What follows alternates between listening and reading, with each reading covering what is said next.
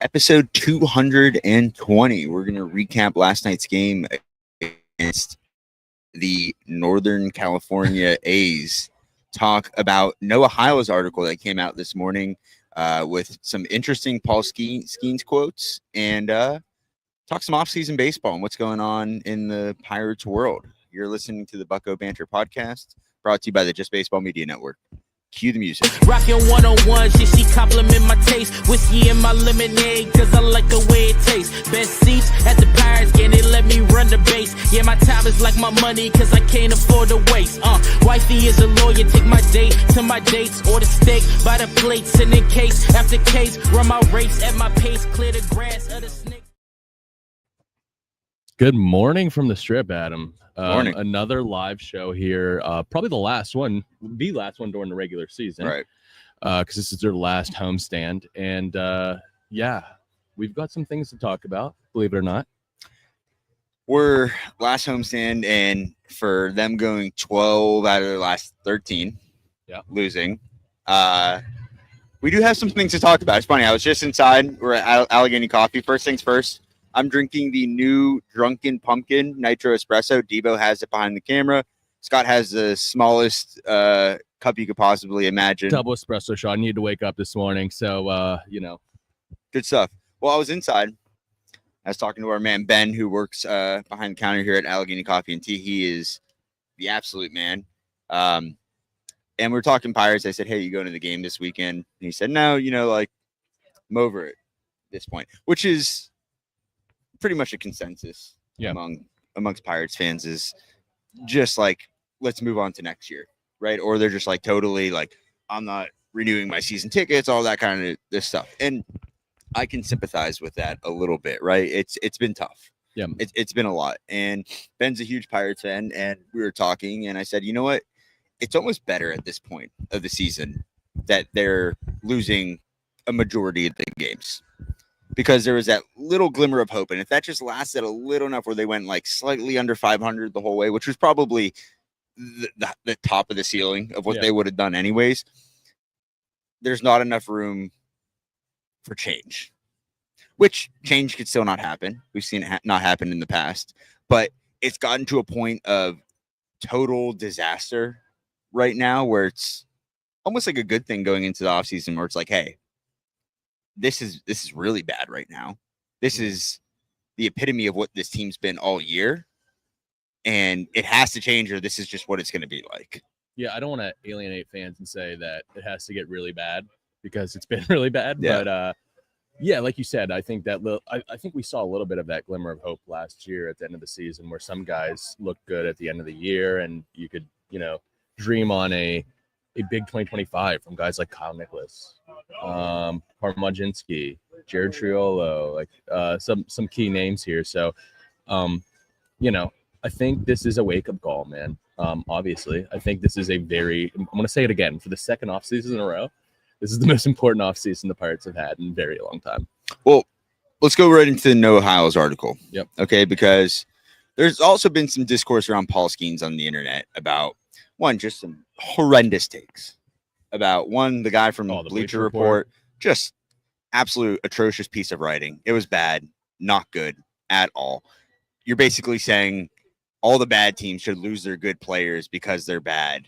And they're also saying that small market teams don't deserve to have a guy like Paul Skeens, when in the NBA you have guys like Giannis in Milwaukee, right? And other guys in smaller markets and those teams have a legitimate chance to win a NBA Finals every year. And I'm not here arguing for a salary cap. Why do they have a legitimate chance to win an NBA championship? I'm not going to argue for a salary cap. What's different in the NBA? But just saying that Pittsburgh doesn't deserve Paul Skeens is just an insane thing to say. If we had the right people making the decisions and building this team around him, it'd be a much different story. there was another take that Paul Skeens' last outing wasn't as good because he's given up on this team. If you know Paul Skeens, and if you're around the park, this man's an absolute robot for baseball. He would never. He would absolutely never do that. He is all about it, and that brings us into the article. Okay, Noah Hiles has an excellent article on the Post-Gazette. It's titled "Off the Bat: When Paul Skeens Speaks, the Entire Pirates Organization Should Listen." Keyword there. All right. The potential Cy Young winner said a lot Friday. Everyone from Bob Nutting all the way down should heed his words. Okay. And go check out the article for yourself, but I want to focus on the quotes that Skeens gave here, and then we'll talk about it. Okay. First one is winning. A lot of it comes down to what you're willing to give up, what you're willing to sacrifice. I think as a group, it's going to take more sacrifices from us. Okay. Obviously, there's been, a ton of downs throughout the season, but it goes on to say there's guys that didn't play as well as they hoped that they had hoped this year, didn't play as well as they expected to. Okay, so who are we talking about right there? A lot of the guys. We don't even need to put out names, okay? Like I said, we knew that coming into this year too. There were guys last year that didn't play as well, not necessarily the same guys as this year, but there's room to get better in this locker room. We just need to do it. I'm sure we'll get some pieces and do all that, but my mind right now is, what can we do within the locker room to get better now and for next year? There's urgency to it, and we need to understand that and act on it. Yeah, that's a lot right there. I mean, my first thing too, and I've said this on the pod many times, is they have a bunch of puzzle pieces that don't fit together. Right? Yeah. And when we're around these other teams on the field, especially, like, it just seems night and day personality wise. Like the A's yesterday, what an awesome group of guys, man. Unreal. I don't really see that when I'm around the Pirates team, and that asks for a culture change, man. Like you need different types of guys in this clubhouse. Like it's just not working with the current group. Yeah. We talked to a lot of the A's yesterday. Yeah. We talked to Larry Butler. We talked to Kurtz. We talked to Jacob Wilson, Shea Langoliers. Langoliers. And just like the vibes are so high. Even like teams that come in, like the White Sox, who have been bad, like some of the guys were still like, it's just like, it's so much different than what you're seeing in the home dugout at PNC Park, where they're really just, it's been over since April. Yeah. And like you mentioned, the chemistry is just not there. You see guys on the other side joking around, and like, yeah, you're on the road, and maybe it's a little bit different then. I mean, we saw the Pirates road in Seattle, and the vibe was like slightly different then too. But then again, we saw the Mariners at home there, and it was the same thing. It's like good chemistry, the vibes are high, everything looks good. It looks like a team that's out there to win. You're not seeing that. We're not done with this though, because he goes on. Looking in the mirror is a part of that. Huge. All right. We need to do that. I think everybody in this room can be better. I believe that going into the offseason, a lot of guys are going to see it that way. You just don't go into the offseason like, hey, I'm trying to be the same player I was last year. It's going to take a lot of guys taking a look in the mirror, figuring out what it is they need to do to get better, and making sacrifices to do that. Looking in the mirror is huge because, well, one, it's like, let's talk about it. Reynolds, O'Neal Cruz, Henry Davis. Yep. Those are three bats right there that you expected to be a huge part of your lineup that just really didn't contribute for a majority of the year. Reynolds, had his ups and downs, and for the majority of it just wasn't good. And, we know he's an above average major league hitter, but it's the look in the mirror is interesting. I think we finally needed somebody to say it, at least that's in the clubhouse. Yeah, absolutely. And Henry Davis too. You just touched on him. Like, this is a guy that you drafted 1-1, right? I know it was a weaker class, and he was more of an underslot guy, but still, it's a guy that you expect to contribute to your major league team. You see the leadership qualities that he could have, and we saw glimpses of it for a couple weeks. We're like, oh, is Henry Davis here? But it didn't last, and it's crazy. Like the development path that he took. He came out of college as a bat first, glove second guy, and now it's flipped. Right. And it seems like the main pitchers on this team prefer to pitch to him. So, I think that's a guy that you really need to, I don't want to say it's a lost cause, but it might be. And that's a guy that they really need to figure out, especially if it's a guy that, Paul Skeens wants around and Mitch Keller wants around and some of your key arms here. We're going to take a look in the mirror and make sacrifices. That has to be one of the sacrifices, right? Yeah. You can't continue to work on the project and have it impact the entire team, right? And we talked to somebody in the Pirates organization. I'm not going to mention a name because I don't want to out anybody here, but like we were talking about Henry Davis and what needs to happen. And that individual said, just one adjustment, like any adjustment whatsoever. It could be using batting gloves. Yeah. Right. It could be just the smallest thing. It's a game of adjustments, and there hasn't been a single adjustment. It's the same swing. It's the same problems since the day he stepped into the league. Right. And you look at other teams. Lawrence Butler's a perfect example, right?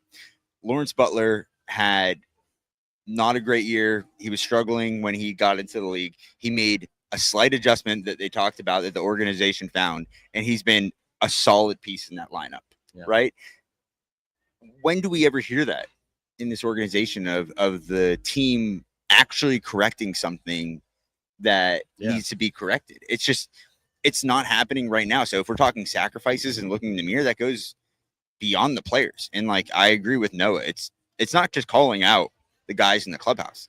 It's calling out Nutting. It's calling out Charrington. It's calling out the front office. Like, we need to change, or this is just going to be the same ship the entire time. We can't roll out next year with the same group of guys expecting it to be different, because we've done it for a couple of years now. And O'Neal Cruz is one that I think we need to highlight looking in the mirror, because what are we going to do there? We can't have one of our main core pieces hitting at the Mendoza line, playing up the middle, and playing a below average up the middle premium position. And if you're going to have him up the middle and hope that he gets better, you got to surround him with better players around him. And they just failed to do that completely. You can't have two poor corner outfielders next to him. And you got to figure out something. Talk about making adjustments. You got to figure out something at the plate with him, man, because he's got. You can look at the exit velos all you want. Like, he's got some of the most insane bat speed. He hits some of the hardest balls in baseball. I mean, he's got probably 8 of the top 10 hardest hit balls. But that doesn't matter if you're not making enough contact. Right. And the only guy that I can really say that I've seen make an adjustment of any kind is Jared Triolo. Jared Triolo with his hands. Like, I want to see that a larger sample size. Yeah. You're about to say something, dude. Tommy Pham erasure. Tommy Pham's cooled off big time, man. Yeah, he's last 26. He's been our best outfielder, which is not saying a lot. Probably the biggest adjustment of anybody, maybe ever. Well, with the eyesight, getting those peepers working. I mean, just like, talk about with his hands, Jared Triolo moving the hands up a little bit. That is something. I haven't seen that with O'Neal Cruz. I haven't seen that with Henry Davis. Everything still looks the same. And like you said, and we mentioned before, O'Neal Cruz is supposed to be an important part of this team. So if it's not going to work out, like, I think something needs to be done this offseason there. And you just can't be platooning a guy like that, especially when you're out of it at this point of the season. Let's talk about Jared Triolo real quick, because you talk about adjustments, right? And last year, going out of the season, he made an adjustment, right? And he finished the season strong. We had a lot of hope going for Jared Triolo. Didn't necessarily carry over into 2025, but then what? He made another adjustment, right? And now he's succeeding. It might be the only guy on the major league roster that is like willing to like try and like move things around and figure it out, because we know the talent is there. He has a big frame, and if you go to the park and you watch Jared Triolo, that man works. Yeah, he does. Dude. He's nonstop. He has a routine. We talked to Nick Gonzalez in the offseason. We're like, hey, who's like one guy that you look up to on the team, or like you like try and follow? And he's like, it's Jared Triolo. And we know they're like best friends, but he's just like the routine that he goes. He doesn't falter no matter how he's doing. He could go over his last 50. It's the same routine. It's the same tee work. It's the same, field work. Like he's a professional athlete. Yeah. Like he's what you should be looking for on a roster. And he's willing to make those adjustments. There's a guy just screaming his head off over here. Over here in the strip, just screaming his head off. So sorry if that's picking up, but anyways, yeah, absolutely. Like, that's a guy that I think you want more guys like that in the clubhouse. Yeah. I think him, Nicky, and Spencer, you see the work that they put in on the field, and I think those are guys you want in the clubhouse. You want more guys like that. So, right. Any other quotes in that article from Paul? I think that's it. I think go check out Noah's article. I mean, we talked to Noah last night, and it's just, I asked him like how it's going in the clubhouse, and it's just like, he's like, what do you expect? Like, like it's really just a team that's lost 12 of their last 13, and there's 2 weeks left in the season. Yeah. That's what the vibe is right now. And if you go out there, you can just tell it's kind of like we're showing up to work right now, and that's it. Yeah. Yeah. Absolutely. Well, this guy's really annoying and distracting me, but all right, let's try and power through this. This is a good time for an ad read. This guy's about to walk through, so you're going to hear some absolute just bullshit. Total Sports Enterprises, where you get all of your Pittsburgh sports memorabilia needs. Pirates, Penguins, Steelers, whatever you need, tscshop.com.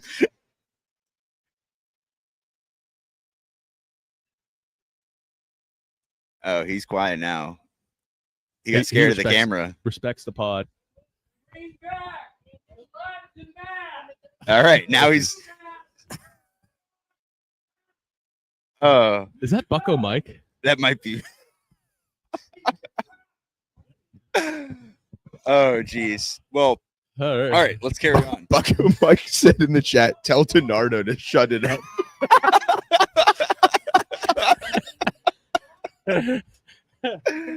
Oh my God, that's awesome.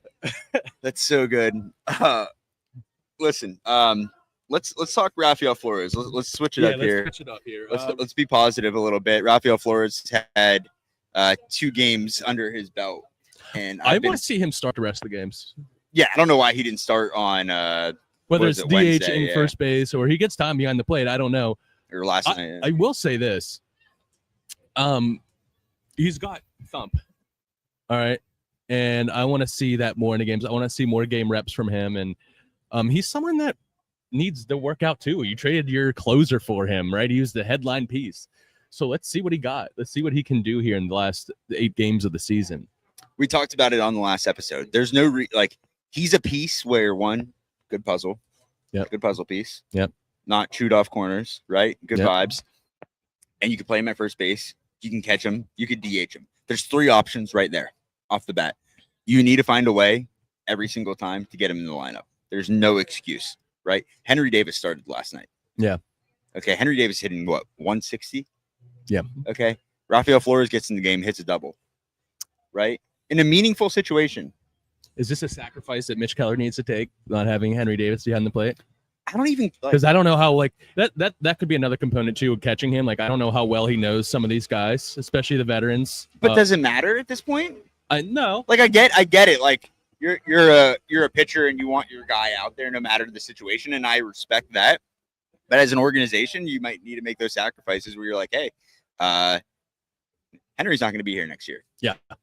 Right. That's one of the sacrifices we need to make. This is your guy, so why don't you get used to it right now? I mean, I would venture to say Henry and Joey Bart are not going to be here next year. Right. Is Joey Bart a non-tender candidate?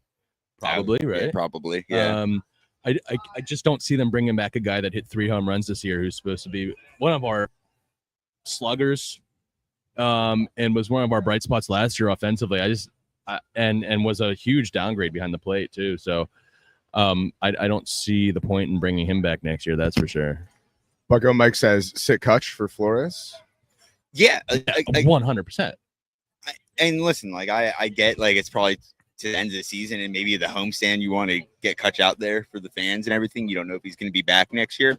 I could also respect that given that we're out of it. We've been out of it, but you got first base, you got catcher, you got DH.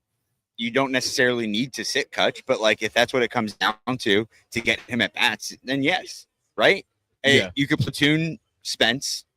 Flores actually hits righties better right now, which is splits are reversed. So at the end of the day, there's just no valid excuse to keep him out of the lineup for the next week and a half, right? It's just get him as many at bats if you expect him to go into 2026 being on the opening day roster. Yeah. Absolutely. Yeah. And then you don't know what's going to happen with Endy. You can't really seem to rely on him health wise, but he's is our 2 catchers next year. Are they going to be Endy Rodriguez and Rafael Flores? No, I think they're going to go sign a catcher. Yeah. Like a veteran catcher. Yeah. I think they'll probably sign a veteran catcher. I don't know who the catching free agents are. If there's anyone in the chat that knows it, but I could see them going with Flores and then how about Austin Hedges? This is where I get muted. I think a lot of fans would maybe want Austin Hedges back at this point. Like, no, in all seriousness, I think you just need like a solid veteran piece that is going to be a good clubhouse fit. Yeah, not somebody who's I don't want like the Yasmani Grandals of the world.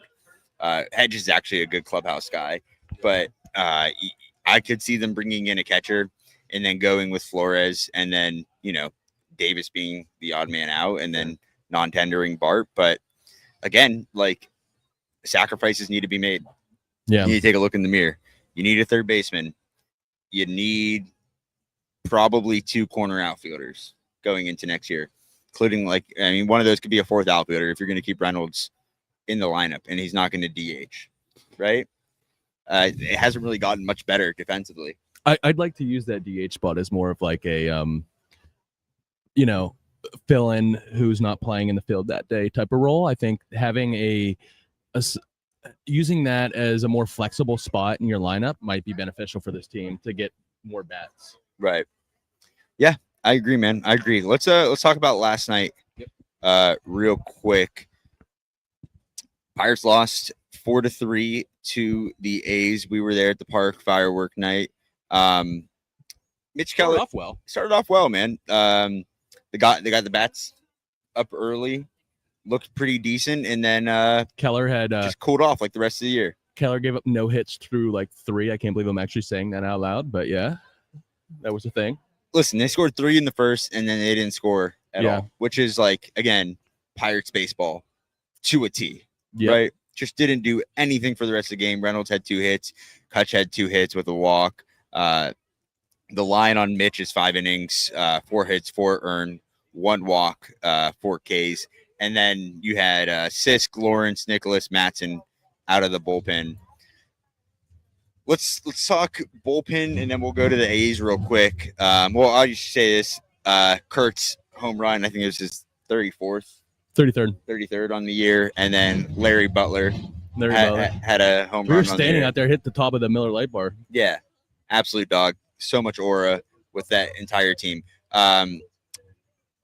Let's talk bullpen. Isaac Matson, real quick, has been a huge part of the bullpen success. Could you see him possibly stepping into even larger role next year? I really like him as a 7th or 8th inning guy. Yeah, I really do. So yeah, I do see him standing in that role because I think he's a phenomenal clubhouse guy too. He's a great guy to have on the team, and he's been around, man. He played indie ball for a little bit, like in between his pro career. He's fought through some battles, and I think he's a guy that you want to be mentoring younger arms on this team. Yeah, I think 7th, 8th inning guy. That's a role he's kind of playing now, right? Yeah, but like solidify like 8th inning. I could see him even getting some save opportunities. They're using him a lot. I think that he's the guy that they trust the most. Right. So the amount of high leverage spots that they're bringing him in on is way more than anyone else in this team other than Dennis Santana. Right. So yeah, I don't think that's going to be an issue next year. The bullpen. I think you need to load up with lefty arms. I think that's really the only thing you need. I think the bullpen was deeper this year. Like, we didn't see Ryder Ryan being option back and forth. Snap. Cam Sanders was kind of that at the end of the year here, but that was just organically, right? I think there are still guys, and we've talked about it on Down the Farm. There are a lot of guys in our farm system that look like legitimate relievers, and some of them are in AAA. Wilkin Ramos, Brandon Bidwell, I think has a chance to make this team next year. Yeah. I'd actually like to see him up here now. You've got Wilkin Ramos, Brandon Bidwell. You got Eddie Yean, who I don't know what type of role that he plays, but this is a guy that you got for. Was he in the Josh Bell trade? Yeah. So they've got a lot of options. Ryan Harbin, Blake Townsend in Altoona. So I don't really necessarily think that you have to go looking for or spending a lot of money in the reliever market in the offseason. Yeah. Let's talk a little minor league baseball before we close this out, right? Because you mentioned a lot of good names. Yep. Right there. Altoona Curve. Yeah, unfortunate end of the season, man. The touch on this real quick. Termarr Johnson didn't start yesterday in a winner go home game, elimination game. There's a lot of speculation on as to why. The night before, when they won 6-1, he hit a home run. Well, they lost 6-1. They lost 6-1. Yeah, sorry. Down the right field line. Some people thought it hit off the foul pole, but I guess it actually hit off a telephone pole, and it was a foul pole. And I guess he pimped it and was saying some things, and I don't know. I don't know if that's the reason why they sat him. I think there's probably much more that has gone on maybe in the clubhouse. I don't want to paint Tamar Johnson in a bad light, but I think he's a very confident guy. We know this. Yeah, I like Tamar a lot. Listen, I don't think that's the reason he was benched. You don't bench one of your star guys in an elimination game. That's just not what it is. Something had to have happened. Yeah. And again, we don't know that, but we've seen him just pimp a ton of home runs this year, go absolutely bananas around the bases. We've talked to him about his passion for the game. He loves baseball. Yeah. This guy eats, sleeps, and breathes baseball 24 hours a day. So like, I'm not questioning like that. He loves the game. He's very passionate about it. Something had to have happened where they just felt like it was a necessary thing to do. Yeah. Is it the end of the world? No. But Altoona, man, good season. Talk about a team in a system that was just totally depleted, had 0 bats last year. I think their best bat was like Jace Bowen, and he was like hurt and just couldn't do anything. Yeah. And now you have Esmeralyn Valdez there. You have Connor Griffin there. You have Tamar Johnson there. Mitch Jebb didn't have a bad year. Jack Brannigan was doing well until he got hurt. Javi Rivas. This is a guy that I think you can look upon positively. I think Deuce Gorson too. Is this a future super utility guy in professional baseball? Maybe. I mean, they were playing him in every position in the infield this year, and he was hitting like 350 from August 1st on. So I think there's a lot of positives from this minor league season. It's especially compared to last year. I think some bats emerged. I'm not going to say that they're legitimate big league bats, but they're definitely something. And makes me really excited for next year because I think it's gotten deeper, the system. Where do you think Connor Griffin starts next year? I mean, if I had to bet money on it, I'd say he plays a little bit of AAA, but I do think and maybe I'm naive, but I do think they try to work out some type of Churio-like extension with him this offseason. I think that's going to be the first line of business. I think this is a guy that you want around for a long time, and he really wants to be here. Like he has said multiple times, his dad has said that, being drafted to Pittsburgh was one of the best things that has happened for him. He's in a great spot. And so I want more guys like that. He's another good clubhouse guy that you want to add to this team. And whether it's 8 years, 10 years, and you buy out some of those couple first free agent years, I think you got to bring him in and extend him. Yeah. You see teams doing it a lot now, right? Acuna, Churio, a lot of the young. This is, if there's any guy that you're going to do it with, it has to be Connor Griffin. If your whole philosophy, right, is going to be we're going to build from within, we're going to do this from the draft and guys in the organization, then you have to go all in on that, right? Yeah. You can't just go a little. You can't dip a foot in, right? You need to go all in, and that means keeping guys around that you believe in. Then go and extend those guys. Where do you think he starts next year? I think he starts in Altoona. Altoona, okay. I think he starts in Altoona for like a couple weeks. Knowing the Pirates. Yeah. He's up in Pittsburgh by June. Yeah. And again, that's like if he does well. We haven't seen him falter yet. We haven't seen any slump. Yeah. He's gotten better as he's rose. Every level. Right. We have a question. Got a question here. Live question. Friend of the pod. Kind of the man that makes it all happen here at Allegheny Coffee and Tea. Introduce yourself and ask your question. Hey, I'm Eric Nolan. I'm the manager here, and I got a random thought for you guys.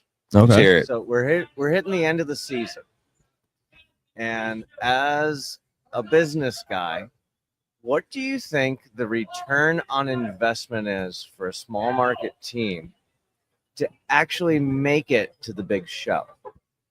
What do they need to spend?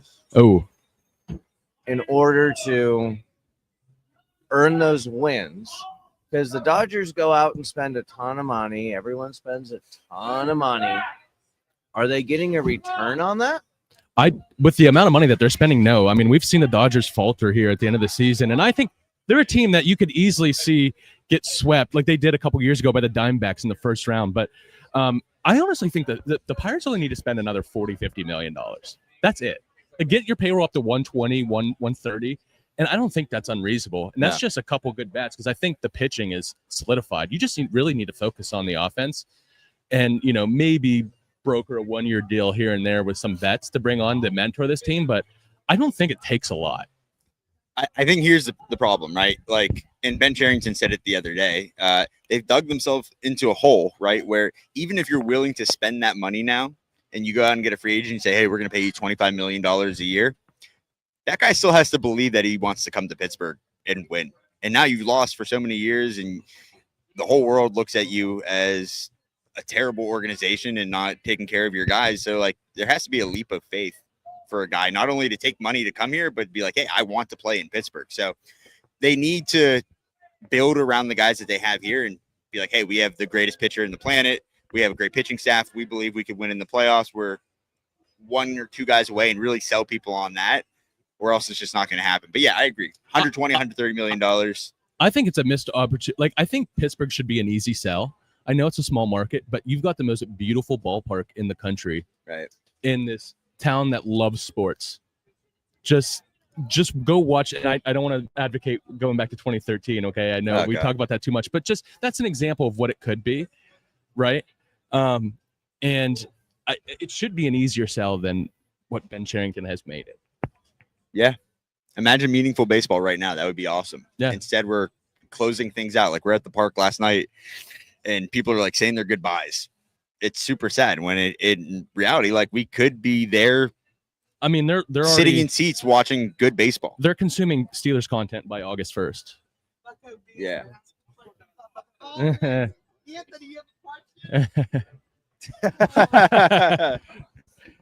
That's okay. Appreciate you, Eric. Thank you. So good question. Good question. Yeah.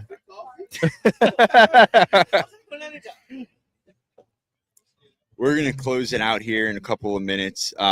We'll be at the park tonight. Yeah. If you're out there, come see us. We do not have any more giveaways. We don't, but we do have some fun questions. We do have some fun questions. We're going to try and close it out on a strong note. We do have a lot of baseball cards to give out. Yeah. So we're going to hand those out. But shout out Total Sports Enterprises for hooking it up all year with all the signed photos, baseballs, Sports Card Junction for all the box of cards. It really was an awesome year at the park, despite not really going the way anybody wanted it to go.